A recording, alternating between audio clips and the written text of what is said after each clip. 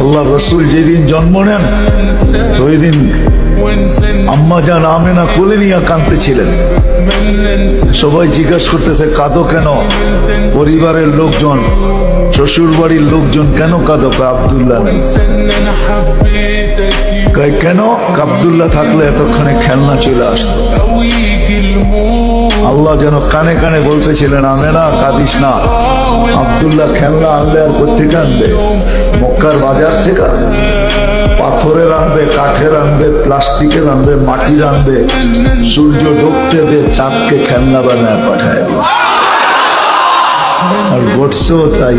আবু তালেব বলে বিকালে যখন শোয়া দিছি, সূর্য ডুবার পরে যখন শোয়া দিছি চোখের উপরে, তো বাদাল কামরু আইয়াদনু, চাঁদ দ্রুত গতিতে নিচে নামতে ছিল।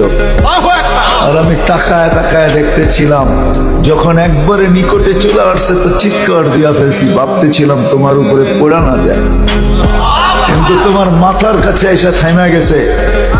তুমি হাত পাও নাড়াচাড়া করতেছিল আর চাঁদ উপরে ডান্স করতেছিল। তো বলছে চাচা জানেন চাঁদ কি বলতেছিল? তা তো জানি না। বলে আন্নাল কামারা ইউগান্নিনি ওয়া ইউহাকিনি ওয়া ইয়ামনাউনি মিনাল বুকা।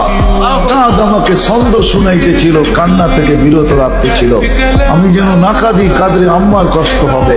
আল্লাহ চাঁদকে আমার সাথে খেলার জন্য খেলনা বানায় পাঠায়।